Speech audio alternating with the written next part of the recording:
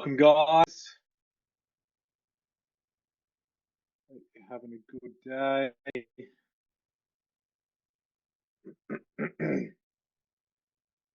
Give it a couple more minutes. Let some more people trickle in, hopefully.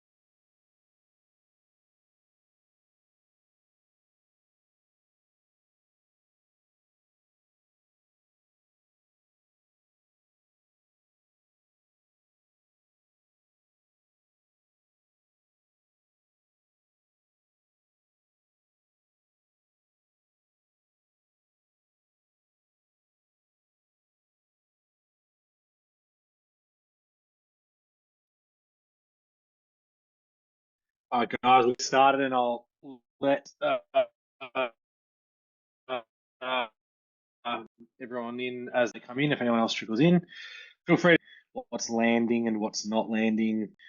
And also feel free to use the chat, guys. I like it when it's interactive. So feel free to drop questions into the chat as I'm going and interact with me. That's totally fine. I'll stop when I can. So we're talking about building emotional intelligence and resilience into our sons, into our young men, and how we go about that. So I've got a rough structure. I like to keep things pretty flowy, but I've got a rough structure that I want to follow here today. But I thought I'd share my background. Don't recognize any of your names that have joined today, so I'll introduce myself. I've been mentoring young men now for the past 5 years through my program, Prince to King. We worked with over 200 boys, 200 families in that time. Before that, I was also working with men in a separate company called Momentum. And before that, another men's company, me and my father were working together in the Ruse Wellness and leadership space. So we ran workshops for executives, male executives, challenged them on their wellness habits. So I've been doing this work for about about 9 years now, eight or 9 years now. And this space is so important to me. And I got into this space working with men and then eventually mentoring young men because I was where your sons were at. I was 18. I just finished up high school and I had a really great high school experience. I was a prefect, captain my basketball team, state footy, had two loving parents, no big trauma in my life. And I left high school and I ended up being completely lost. I fell into a purpose void. I didn't know what I wanted to do. A couple bad breakups with some girlfriends at the time led me just down a really dark path where I lost all my good habits, or I didn't lose them, but I stopped doing the things that were good for me, good for my mental health. I started drinking heavily, 3-4 nights a week. Nothing out of the ordinary for a 20-year-old in Australia, but for me, I was suppressing and numbing what was going on inside, as a lot of young men do, and a lot of men do. So, about 6 months of this sort of behaviour, where, as I said, I lost all the positive habits in my life and replaced them with negative habits. I eventually found that I just couldn't get out of bed for a week, or I didn't get out of bed for a week. And that was when I finally had my little wake up call to go, okay, I put my hand up, went to go see a psychologist. I got diagnosed with depression and anxiety disorder, and then I moved from Sydney down to Melbourne to be back around my parents and some better influences. My mates and I were not a good influence on each other. So, and from there, I really just started to rebuild myself. So I focused on two main things: my habits, and then developing a purpose. And through my early 20s, I did basically everything, and then eventually found the coaching space. Eventually found the men's work that I mentioned, and then in 2020 launched Prince to King. So that's a bit of my background. And again, the reason why this work matters so much to me is because I've been that young man that's been struggling, looking out into the world, unsure of what to do. And And without male mentors in my life, I've had some great mentors in my life, but during my dark periods, it was certainly when I lacked those connections to older role models. So, as I said, today we're just going to cover what boys shut down, essentially, what's happening underneath that shutdown, and most importantly, how you can help your son to build the skills to express, process, and bounce back from difficult emotions, but not just difficult emotions. We want to help them develop resilience. And what I've seen, the old masculinity, or my father's generation, the main conversation for them was about talking more and being in touch with their emotions, sharing, opening up. That was sort of the thing that generation, I guess, struggled with, or was their challenge. And the landscape that I've grown up in, and certainly the landscape that your sons are growing up in, is quite the opposite. They actually struggle on the resilient side. And what I found is that the younger generation of boys are coming through. They're highly aware of their emotions. They don't know how to regulate their emotions or contain their emotions, and they've lost their resilience that previous generations had. And so when we're talking about building emotional intelligence and resilience, we want to really make sure that we're focusing on this conversation in specific to boys, teenagers, and raising men, because it is a very different landscape for them in terms of how they're growing up, what the messaging is around their emotions, and on a deeper level, the messaging that is around masculinity. They're growing up in a time where masculinity is, for the most part, heavily demonized, and they're very unsure of their place in the world. They're very lost. They don't know how to show up. They don't know how to be anymore. They don't know what it means to be a man. And because of that, and then because of the conflicting messaging around their emotions, opening up, being vulnerable, but also manning up and being tough and not crying, it's a really, really confusing landscape for them growing up, and that is why they are really struggling, and it is a big piece as to why young men are struggling in general. So, as I said, so understanding the emotional landscape that they're going through, right?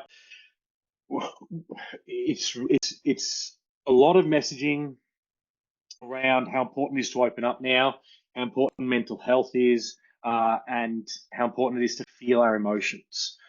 But there's no follow-up in terms of, one, what that actually means, and two, the skill set to not just feel your emotions or not just identify your emotions, but what to do next. Emotional boys and emotional men are not good for society. School, you go to the furthest extreme of that. School shooters in America, I'm an American citizen, they are the most emotional boys and most emotional men, because they are acting on their emotions of rage, hatred, anger, and trauma.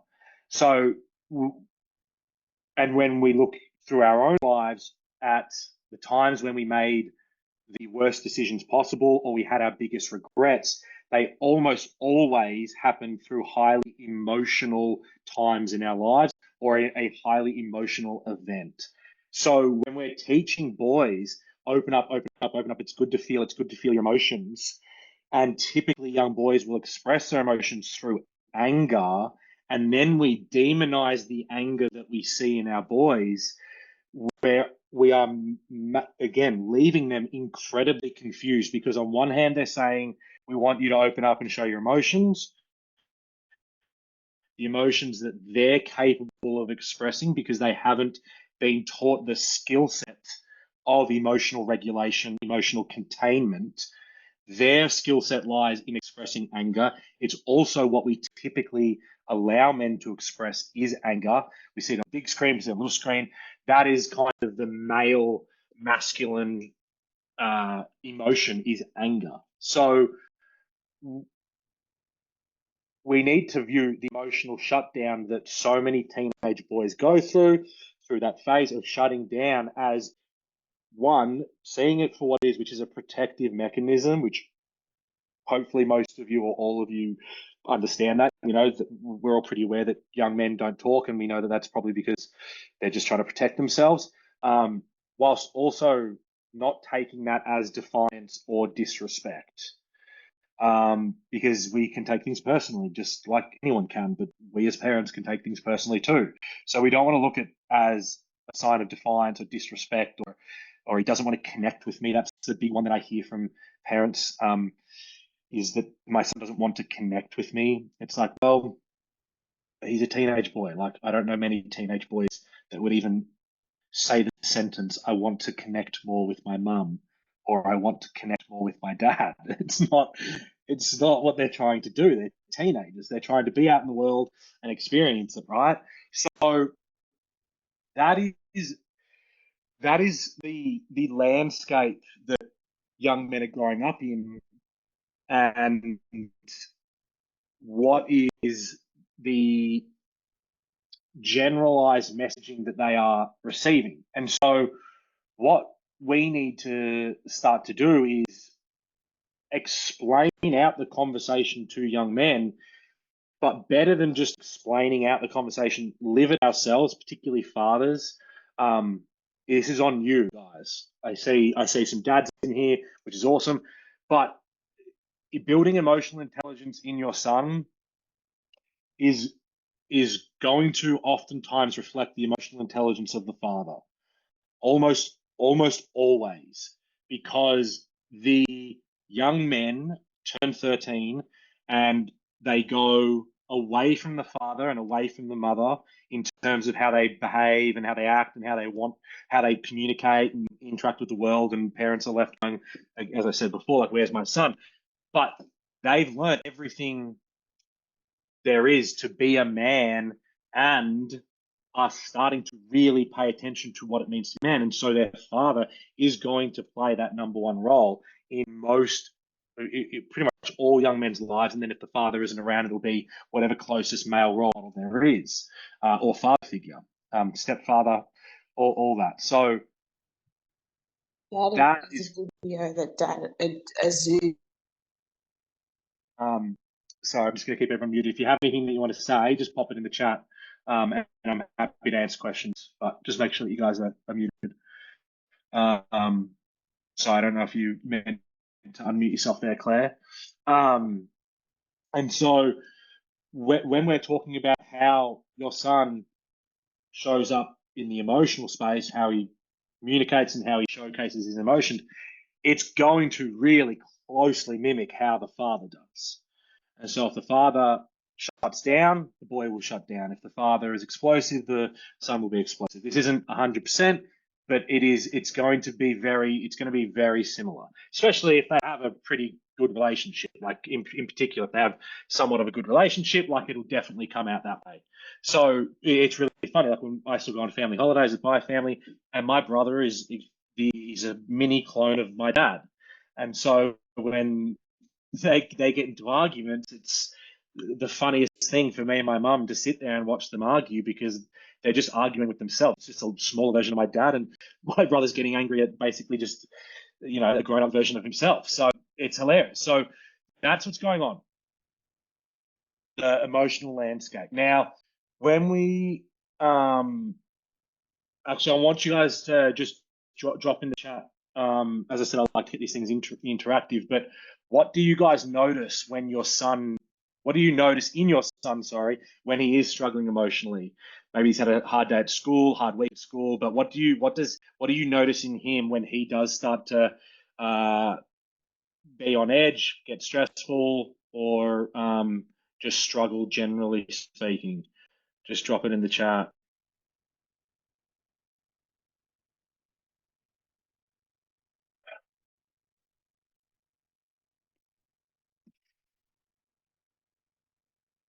Yeah, wants time on his own to gather his own thoughts. Yeah, it's really common, right? I like to communicate, even like mental health, conversations, this conversation around emotional intelligence and resilience, everything is a skill set, right?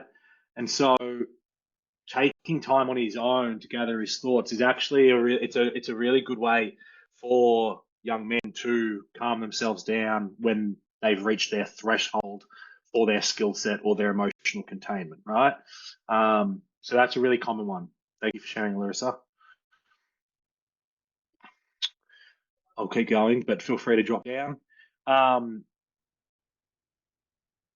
So I mentioned the social conditioning, right? So I'll touch very briefly on this comment, and is around the brain development, right? Like I think it's 25 is when a young man's brain fully finishes developing and the frontal lobe is done. Like 25. Like that's such a long time. That's wild. So teenagers are going to be normally don't want to talk or don't want anyone asking questions, can shut down and occasionally become aggressive, right? Exactly. So particularly what I find is, especially what you said, Hugo, around like doesn't want to talk or want anyone to ask him questions. I'm going to make an assumption, feel free to jump in the chat. If you do try to talk to him, or if you do keep prodding him with questions, he gets just angrier and angrier, right? That's super common. It's as I said, it's a young man's way of saying, I actually don't know how to answer any more questions, and I am right now doing all I can to just not spiral out because I'm angry or I'm sad or there's some emotion in there that I'm not even super aware of, that I can't really quite pinpoint. And because of that, it's causing me to have all these questions asked at me that I don't have the answers at. And so I'm start spiraling and freaking out, right? Can shut down and on occasion become aggressive. Yeah. So it's like the emotion is shut down when we feel it. So how do we actually go about helping them work through their emotions, right? And that's the key language that I use, and the key language that I use is working through it. We're not pushing away and avoiding it, okay? Because that's not helpful. We're not acting on our emotions. We're not making any decisions. We're choosing not to yell or have conversations. We're taking our time to actually think through what we're feeling, because those are two different things, thoughts and feelings. So how do we actually help our son start to do that in the moment is through some of these techniques that I'll touch on towards the end of tonight's training. But that is what we are essentially looking for in terms of how we can help support them through that, right? So I mentioned the brain development, right? And testosterone levels when they hit 14 go up 600%, I think. When they turn 14, their testosterone levels rise. So you've got an emotionally immature, testosterone fueled young man who isn't quite aware of his emotions, is being told to man up and not to cry, whilst also being encouraged to talk about his emotions. And then typically when they express their emotion, which is anger, because that's the skill set level that they're at, we then get upset with them for expressing anger, because anger is a scary emotion and we don't like talking about it, and it's bad, rather than look at anger as just another emotion on the emotional reel. So it's no wonder they're like freaking out. They have no idea what they want to say. They're shutting down. They're resorting to all these defense mechanisms, right? It's no wonder. So how do we help them? We have to understand, one, that like, first of all, boys are less likely to seek help or talk about their feelings in general, right? They're less likely to seek help and talk about their feelings. And for young men, suppressed emotion will often always show up as anger, withdrawal, or physical symptoms, right? Maybe they get stuck in a rash or something. I don't want to get too much into energetics in the body, but they can show up as physical symptoms too, right? And so, one, we want to figure out, how do I want my adult son to navigate his emotions? We want to start with that thought because, as I mentioned earlier, a man who cannot control his emotions is a dangerous man. That's the dangerous man, the emotional man. He's the one that flies off the handle, okay, when he can't control his emotions.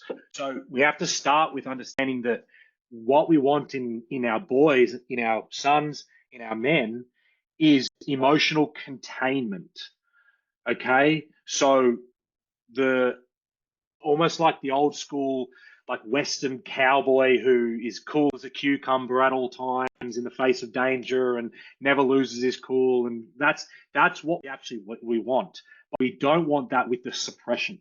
We don't want that to be, I'm not feeling anything and I don't feel anything. Okay. We want it to be containment, which is understanding our internal structures, our internal world, our internal programs. Okay, understanding that in a really solid way so that our emotions don't dictate the way that we behave. All right. So when our sons become 18, 19, 20, 21, 22, and they're dating and they're getting into situations where there are emotions, tempers are flying high, and we know that, right, my son knows how to regulate himself. My son knows how to walk the line of emotional containment. So we start with what are we actually working for, and then all of our conversations as they're growing up filter through to the outcome that we have. And as we're filtering through the outcome, we have to live that life ourselves. Okay. So a big thing is like I asked my son how his day was, and he gives me a grunt. And it's like, it was okay, right? That's a really common um, statement that I get from parents. Oftentimes, what we don't look at is how we show up when we come back home from work, and our sons ask us how was work, and we do the one-word answers as well because we're tired, and we say, "Yeah, good, yeah, it's fine, not much." Like, yeah, it was good. Couple of meetings, boss is all right. Like, if we are wanting our sons to communicate with us open and honestly about how they're doing, then we have to communicate openly and honestly with how we are doing. Because I can guarantee you, when you are stressed out, when you are upset, when you are irritable, when you are moody, when you are easy to anger, your sons know that.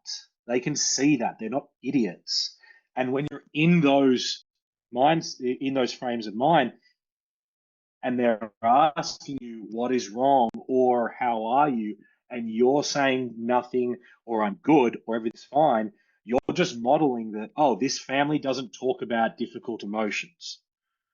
And so they're not going to talk to you about difficult emotions. Because if every week, from the moment they're a baby to when they're 12, 13, and they are staring at you and they are sponging up everything in those years, you've modeled, oh, we don't actually really talk about things until it gets to a boiling point and then I explode. It's like, yeah, that's what your son's going to do when he becomes a teenager. If he's not doing it already, he's not going to tell you about what's going on and then he'll explode.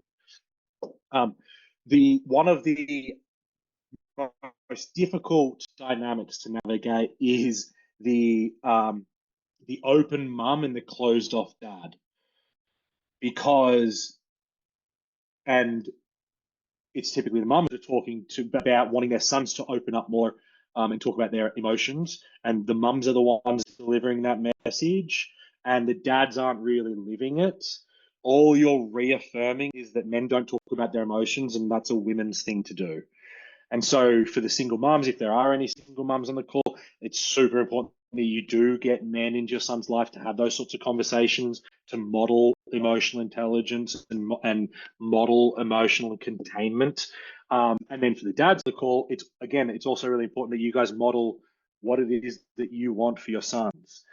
Now, to round back to what I was saying at the start, the social conversation of late has been so much around men open up more, men talk more, men share your feelings. And I think that what has become lost in that conversation is that some men, whatever the percentage is, whatever the portion is, aren't overly emotional. They aren't overly communicative. And it's not because they are suppressed, and it's not because they are stunted or they've got trauma or they've got PTSD or any of these other words. It's just that they're just not that emotional and they're not that communicative.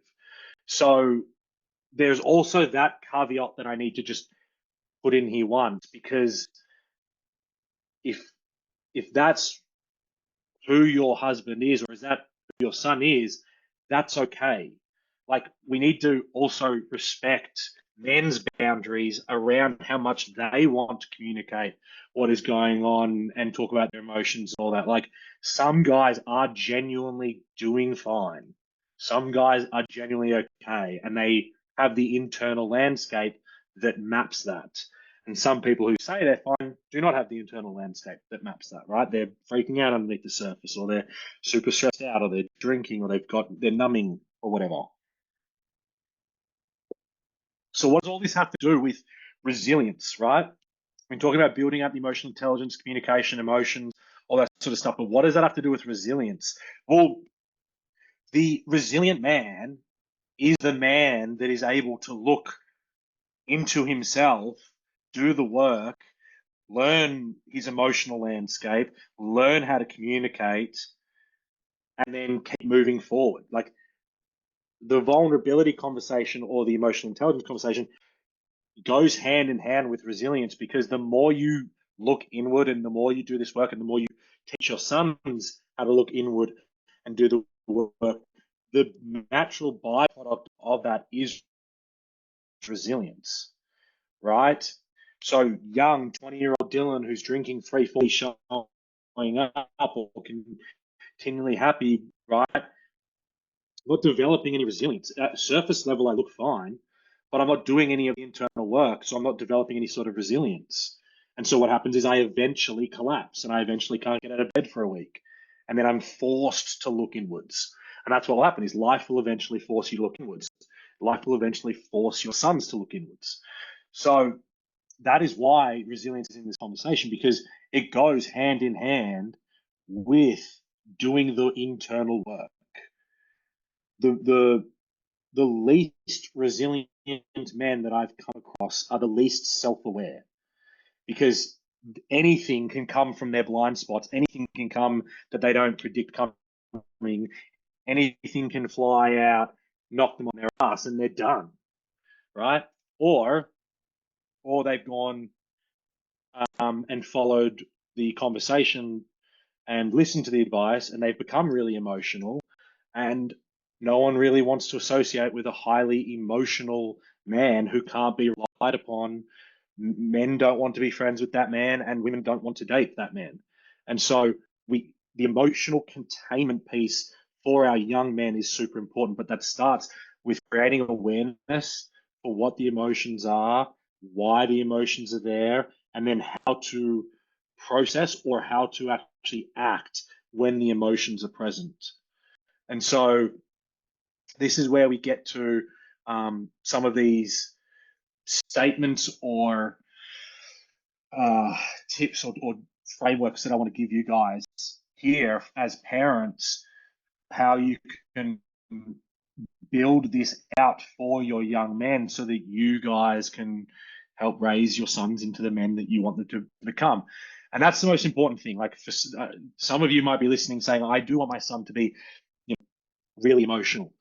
Cool. That's the son that you want. Great. Go. Like, these tips and tricks will work no matter what. So you filter it through just how much, like, how you want your son to show up in this space. So first of all, it's like, the big thing is removing. So shame has been the big talking point for, the last 15 years since Brené Brown started doing her research on the topic. But that's where we want to start. So we want to make sure that we're not shaming our sons when they are. Again, I'm going to focus on the anger piece because I don't hear a lot of people talking about it. Young men typically express anger. If you can ride the anger wave, you'll eventually see that there's an emotion underneath the anger. So we want to make sure that we're removing shame from these conversations. And that really starts with curiosity over correction. So tell me more about that instead of you're overreacting, or you need to stop behaving that way, you need to stop doing this, right? So it's like, tell me more about what's going on, right? Why do you say that? Why do you feel that, right? Tell me more. What's going on? And you just keep asking them questions and getting them to dig deeper and deeper. Okay.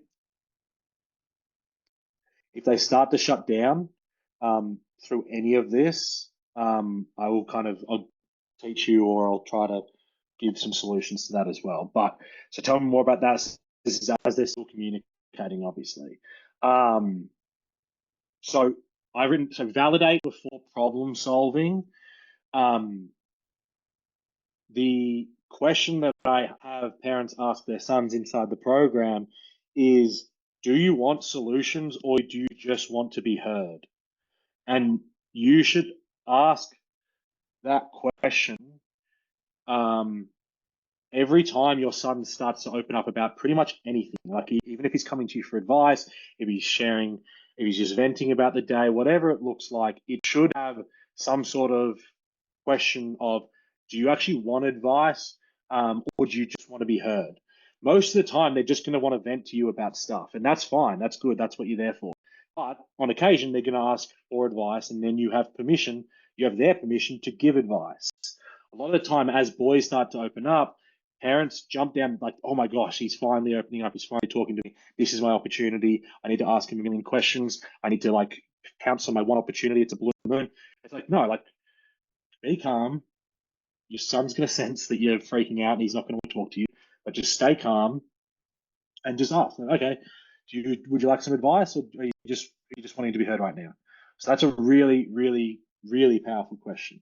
I've already said model vulnerability, share your own emotions in age appropriate ways, right? A common question that I get from the dads in the program is whether or not they should share their struggles. And I think yes, absolutely, because the development from boy psychology through teenagehood into man psychology typically goes through three processes in the relationship between parents and sons, or sons and parents, sorry. And it goes from idolize. When you're a kid, you idolize your parents, and you demonize them, right? Oh, my parents suck. They're the worst. They're the reason for all of my problems. And then as you get older, that can look like blaming your parents for the way that you are. Like, oh, I'm angry because mum was angry all the time, or I'm angry because I wasn't loved as a child, whatever, right? So you go idolize into demonize into humanize. And a great part of that transition into adulthood and eventually humanizing your parents is understanding that they have stresses and struggles and problems, and they've been through previous stresses and challenges and problems and has overcome them. And so you start to see them rather than this, deity, this amazing figure. You start to go, oh yeah, they're human just like me. Cool. And then what ends up happening is you end up taking their advice because you've humanized them and because you're on the same level. So it's also a tip for kind of having your son come to you for more advice and taking that advice. So model the vulnerability that you want. So they're going to be like the core principles, or like the things that you can just be doing every day when you're not in the moment. And then in the moment tools and practice is helping them to name what they're so name it to tame it. And so helping them to name like what the emotion is that they're feeling. As I said, like, we don't fully understand or have the awareness at this age of what it is that I'm actually feeling. For young men, as I said, it's going to typically come out as anger, but there's going to be something else underneath there. Okay, so we can help them dig. They still need to be the ones that dig. Like, if you go, you're angry, you're this, you're that, you're just this, you're just that, like, they're not going to be open to hearing that. They're also going to probably try to make you wrong, and so do the opposite. So it's much better to just like help them dig. They still need to pick up the shovel, but you guys can kind of hand them the shovel and tell them where to dig and point. So it seems like you're feeling motion. Is that right? That's fine. Instead of telling them, it's like, oh, it seems like you're pretty angry right now. Is that right? Yeah, I am. Okay. Well, why are you angry, or are you sad because your team just lost, right? Are you angry, or I saw your mate over there, you having an argument with him? What happened, right? Um, like start to ask them the questions, start to help them figure out what it is themselves. You've got and the earlier you bring this stuff in, guys, the easier it's going to be. Like if all of you had 2-year-olds and you were starting it now at 2, this would become much easier at 13, 14, 15, 16, 17, 18, however old your sons are. But it doesn't mean that you can't still introduce this stuff no matter where they are. So this is going to be really good for like anxiety, spiraling, like intense anger or outbursts, which is just a breathing technique. 4-second inhale, 4-second exhale. Repeat 3 to 5 times. Right? Okay. Hey, let's do some breathing together. I see you getting a bit upset or whatever. Let's just take some deep breaths, and then let's try to communicate. Through all of this, the best tactic that I found to help elevate your son's skill sets is associate it to being a man. That's the number one way. It's how we get such good results inside our program. But associate it to being a man. Your teenage sons want to be men, right? It's why they ask for later curfews and more freedoms. They don't look at it from a responsibility point of view. They look at it from the rewards point of view. But if you can just relate everything back to being a man, it will really help. It's help. And so what I mean by that is saying things like, okay, let's sort of like this is if they're flying off the handle, or they're in an argument, or they're speaking disrespectfully, or treating you with disrespect, right? You can just say like that's not how men communicate. Men don't speak that way. That's not how you, especially for mom. It's like that's not, and men don't speak to women that way. You don't speak to me that way, right? Like, and you just bring it back to what it means to be a man, right? If he's shutting down, you can do the same thing. I say, hey, buddy, like all the best men that I know open up and talk to me about what's going on. And if that's not the case in your life, then you need to go and get better men in your life, because that is certainly the case in my life. And it's certainly what I will be teaching my sons. And it's certainly what he will be seeing in me and my friends, is us all talking about our emotions, explaining it out, getting advice from one another. So again, it comes back to modeling it, but you just bring it back to what it means to be a man. So, mate, that's not how men don't swear at their mothers. Men don't raise their voice and get angry like that. That's what little boys do. You're acting like a little boy right now. Like you're acting like a toddler. Come to me when you're ready to be a man. Right? These things played out over a long period of time is what's going to help him really understand. But then you have to follow up. Like we don't want the suppression and the shutdown. We want the, hey, take a deep breath. Take a moment. Let's collect ourselves. All right, I'm on your team. I'm here to help you. What's going on? Okay, let's identify. What's the emotion? What are you feeling right now? Breathe into that. What is that? Is that anger? Are you angry? Why are you angry? I'm angry. Why? And you dig. Why? Just keep asking why 3-4 times, and you'll find that secondary It's a secondary emotion from the surface down, but it's really that's the first emotion that they're feeling. I mean, it's not going to work for the older teenagers. Again, you can introduce this stuff whenever, but like just post an emotion wheel on your fridge. Like simple, practical. I'll show you what it looks like. I'll put this resource as a downloadable in the school group. I'm sure everyone knows what an emotion wheel is, but it is really helpful for the awareness, identity, and naming phase of the emotional intelligence conversation, right? It looks like download one of these, type in emotion wheel, download it, and it just goes into more and helps them get underneath the surface. I want to get one up. Hang on. Oh, it's killing me. Anyway, the first inner circle will have big, like generalized sadness, and then it starts to break it down into more nuanced emotions, and then it breaks it down into even more nuanced emotions. So it just helps them get to the bottom of or why it is that they feel that way, and then how they can start to work through it. As I said, we want to be working through it. We don't want to suppress. We don't want to spill out. We want to be able to work through our emotions. Yeah, sometimes I want to give him advice, but he doesn't want to hear anything. Like it's going to come back to that question. If he's initiating the conversation or if it's happening, you can say, do you want advice? Do you just want to be heard right now? That's a good one. Also, what I found is that if you and I were to get into an argument right now, that's not going to be the best time, or you were upset or you were angry. That's not the best time for even me as an adult to give you advice. Like, you wouldn't want to hear advice when you're angry or upset. So one of the best things you can do is let your son go and be by himself to calm himself down. We don't want him. Now, when I say go, I want to be really clear what I mean by go and be by himself to calm himself down. I don't mean he goes and sits on his phone. I don't mean he goes and sits in front of his computer. I don't mean he goes and picks up his PlayStation controller and starts playing video games. That's not what I mean. I mean he takes a walk outside, goes outside, takes some deep breaths, collects himself, goes for a little walk if he needs to, comes back in, and then you guys resume the conversation.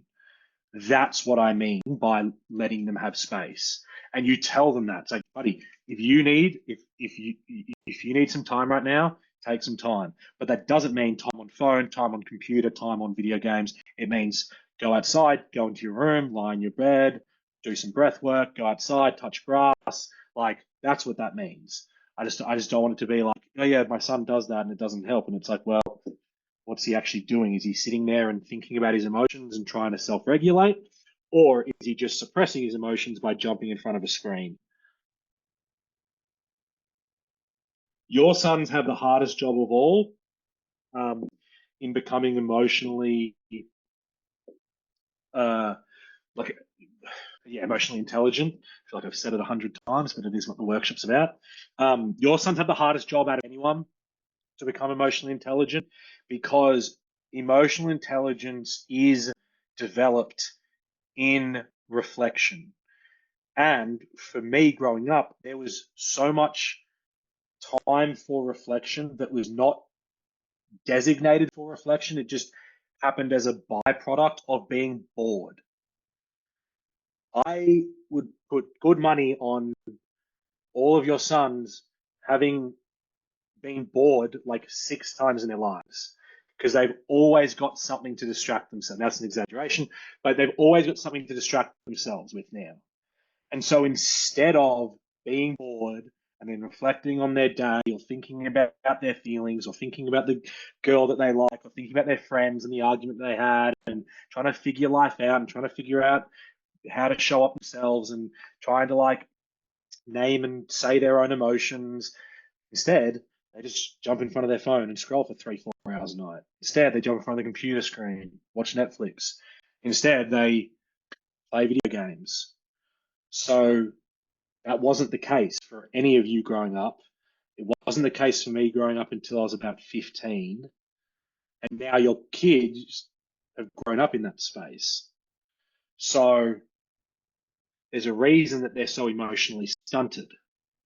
And I say that as a generality for this age group and this demographic. It's also why they're the least resilient.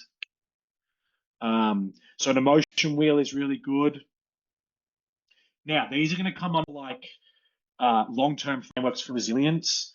So straight away,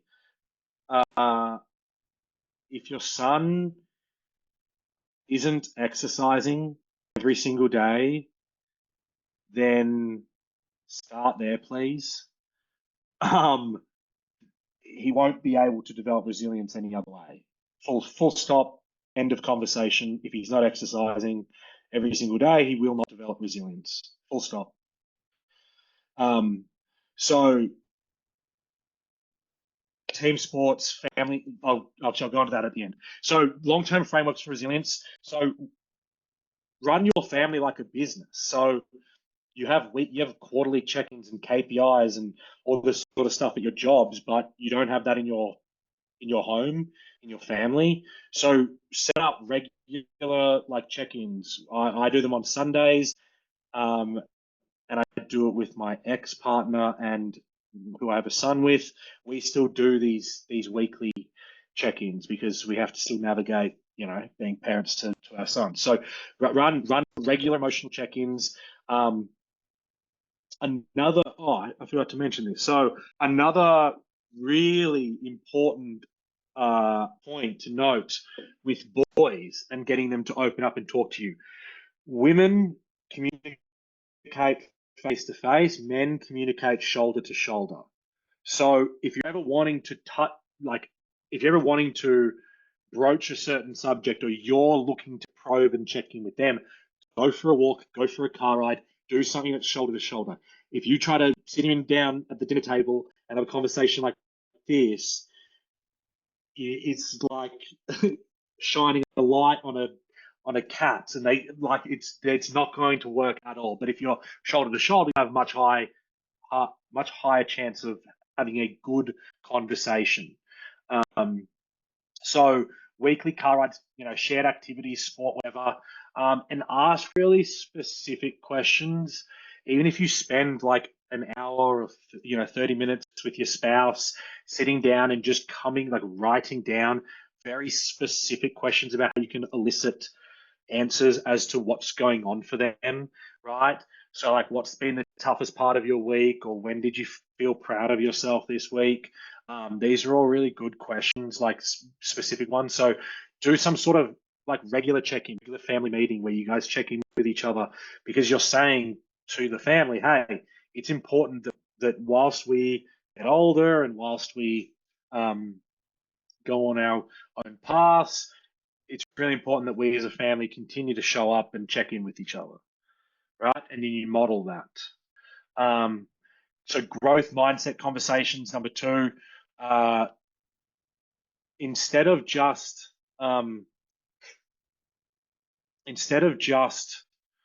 focusing on the experience or the emotions of the experience, try to help them figure out what the lesson is from the experience. It was really funny. So I had a conversation with my mate a couple of weeks ago, actually, and this came up where we were talking about some of his stuff, and then he was explaining what he learned from it. And I just had to call him out straight away. I was like, mate, that is not the lesson that you take from this. Like, that is not what you take out of this. And I had to bring him back into like, this is the lesson here for you. And because we can know what's going on in our son's world in terms of what's happening, but we don't know how they are interpreting that and what they are taking from that. If anyone's heard the story of the 2 sons and the alcoholic father, right? It's like two boys grow up in the same home with an alcoholic father who comes home every night blind drunk and beats them up. And one son grows up to be an alcoholic, and the other son grows up to never touch alcohol. And when asked, how did you end up an alcoholic? How did you end up never touching alcohol? Both boys responded, well, how could I not have? Look at who my father was. So it's why you see such difference in personalities in siblings. It's like they're growing up in the same home, but they're taking from that experience very different things. So what did you learn from that experience? Like, what did you learn from that challenge, that thing, this emotion, this argument, this fight? What did they learn? Because maybe they're taking away the wrong lessons. And it's just good to connect with them on that even. Praise effort and honesty, not just results. I feel like that's a pretty common one now. So then finally, family rituals. So create whatever your own family rituals are. Some examples of what they can be is, so we run in the program Win Challenge Lesson, check-ins on every mentor call. So the boys share a win, a challenge, and a lesson to start the call off. You can do highs and lows at dinners, high point of the day, low point of the day. You can, do gratitude, like what are we grateful for today? Like that's the importance of the family dinner. It's not to eat together, it's to connect, right? So use those family dinners for connection. And then finally, as I said, like exercise. So I'll finish on the exercise piece, which is, again, for the resilience, but also for that connection, connection and role modeling. So there wasn't a single time where me or my brother, now I understand I grew up in a very specific household where my father was an ex athlete and then a coach. So I don't want anyone thinking, well, that's easy for you to say, Dylan, your dad was a professional athlete. But like my mum wasn't. So my mum was exercising with us. We never exercised alone. It wasn't me and Tyler going, which is my brother. We weren't going to run by the park by ourselves. It wasn't mum and dad telling us to go put our runners on and run out the door and go play basketball and get outside and go kick the footy. It was mum and dad putting their shoes on and coming with us. And so, like, me and my brother, we were getting our asses handed to us until about 15 by my dad. I still remember to this day the first time beating him in a 2K run. Best day of my teenage life. I think I was 15. But exercise is a really good way to bond as a family and develop resilience and develop emotional intelligence, right? So get some family rituals going with your sons, because it's the rituals that stick around through the long period of teenagehood, right? Call it 13 to 18. They're now saying that teenagehood is lasting longer than ever now, into the early 20s, because boys aren't growing up now. So you've got a long time in this weird period potentially where your son doesn't really want to stay all that connected to you, or he doesn't really want to open up and talk to you. So what keeps the connection through those things are going to be the rituals that you set up in your home, right? Every Tuesday night we do taco night, and every Thursday night one of the kids cooks dinner, and everyone's got their phones away and we're laughing and playing music and board games and whatever, right? It's like that sort of stuff's what will stick around and help maintain that connection through those difficult teenage years. So just want to bring everything back to the actual training, which is how to build emotional intelligence and resilience without shutting down. Right. So shutting down. So okay, I haven't really touched on that too much.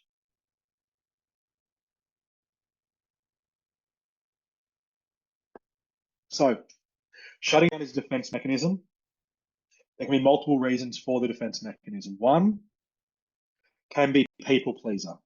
So it can be your son's attempt at not ruffling the feathers. Okay, we don't want to view us. So this really great clip, and I posted in the group. I try to remember it. We don't view obedience as respect, because respect. We want our sons to respect us, we want our sons to respect others, but we don't want to mistake that for just blind obedience. So if your son's shutting down or finding himself always agreeing with what's being said and what's going on and he's not speaking out, that's also a problem, and that will be caused by this people pleasing tendency. So this idea that there's something wrong with them. If that's resonating with anyone, there's a really good book called No More Mr. Nice Guy. I highly recommend you read it. Changed my life. But that can be a place. So shutting down can be people pleasing, right? So we want to make sure it's not that. We want to make sure that your son finds his voice, that he can speak up, that he doesn't feel afraid to talk about his emotions. The second thing, it can be a defense mechanism because he is going to yell, he's going to scream, he's going to punch a hole in the wall, like he's going to get really angry. It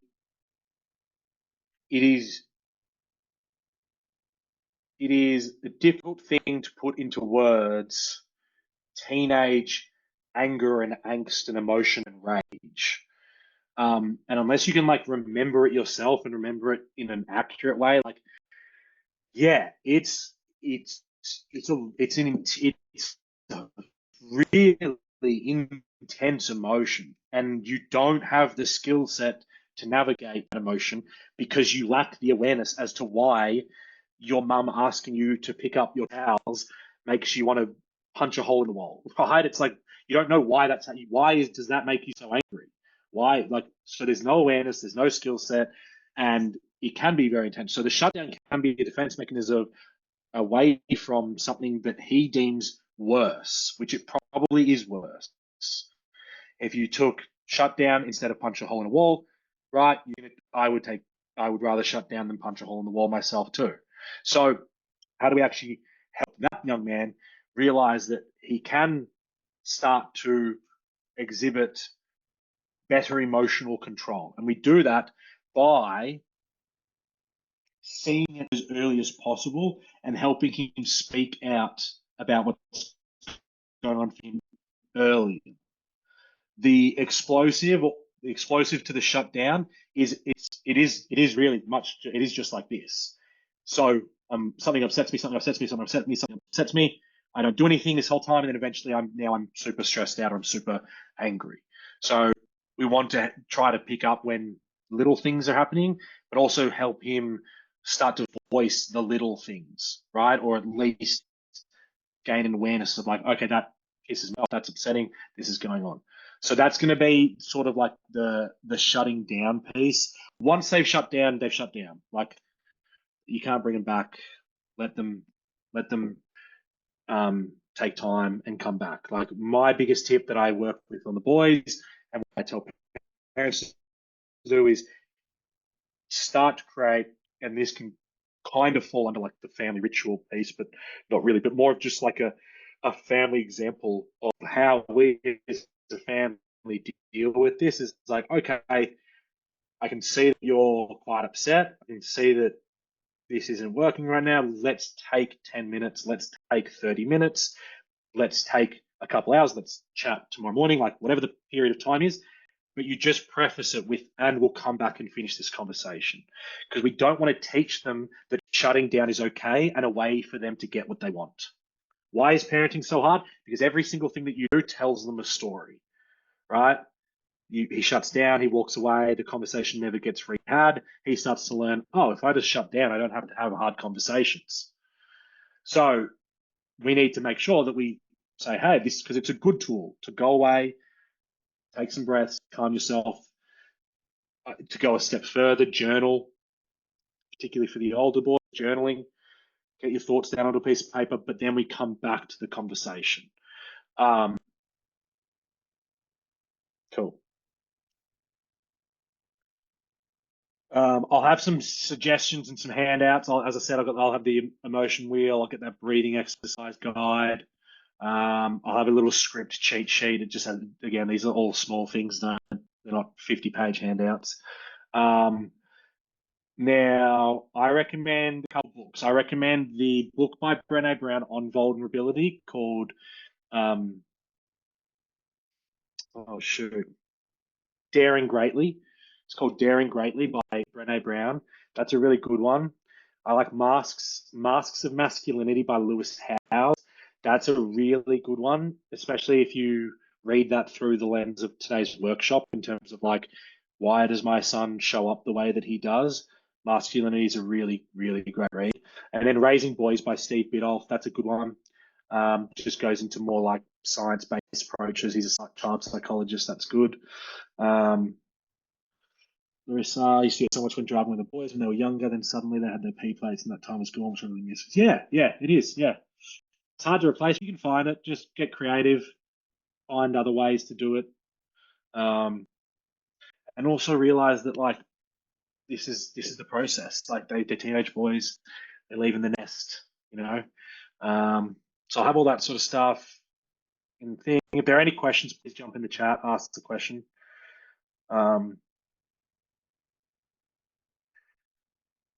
So when to seek extra support. So, okay, like when's it getting to, this is a problem?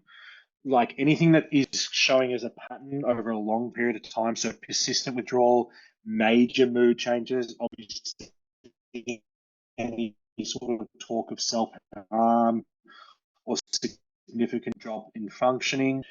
Therapy, coaching, group programs are strengths, not weaknesses. That's super important. I think every young man needs a mentor in his life, no matter where he is at, because we go through this period in time where we stop listening to our parents.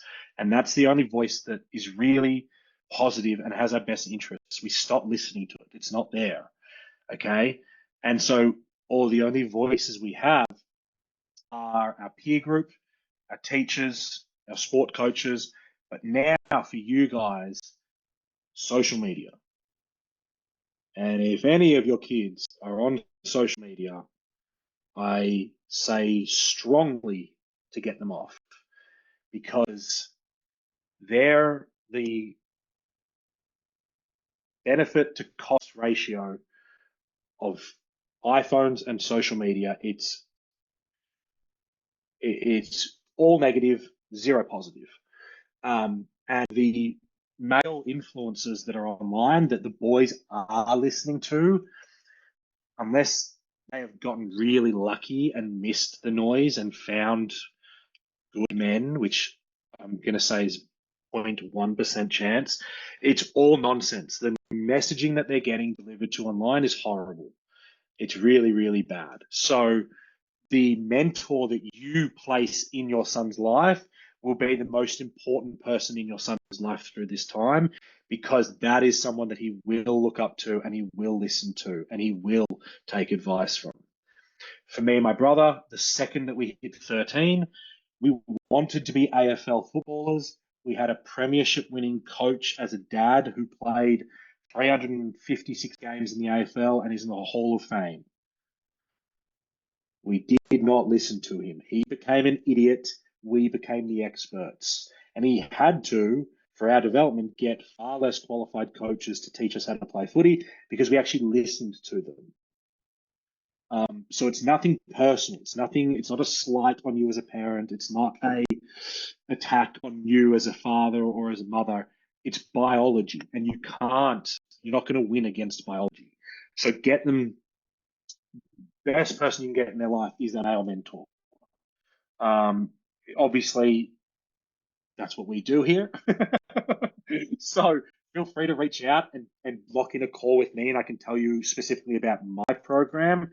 But even if it's not my program, like that every single young man needs a mentor in his life that's going to take an interest in him and is going to help develop him into the man that you would like him to be.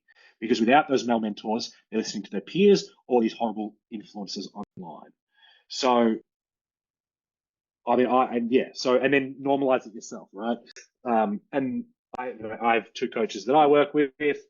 My ex, she's got a couple of coaches that she works with, right? I've been in therapy before. She's been in therapy before. So, like, for our son, he'll just grow up in a household that doesn't see getting help as a weakness. And that's really important, because there is going to be a time in your son's life, multiple times in his life, where the only way for him to get through that is by asking for help. And if he hasn't learned how to ask for help and he hasn't seen that, then he's going to really struggle to make that decision in the moment, because you're struggling. And so when you're struggling, you typically don't make great decisions. Found friendly was a helpful tip that Steve Biddulph shared. Thank you. Helpful tip. Yeah, great, Claire. Good. Okay, I see we've hit the hour.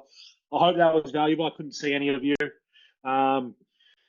So feel free to reach out if you have any questions. I will post this in the school group. Hello, Claire.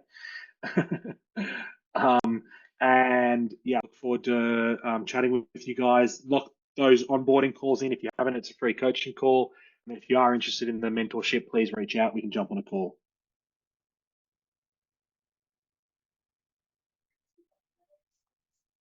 Claire. Thank you. You're welcome. You're welcome. Thank you.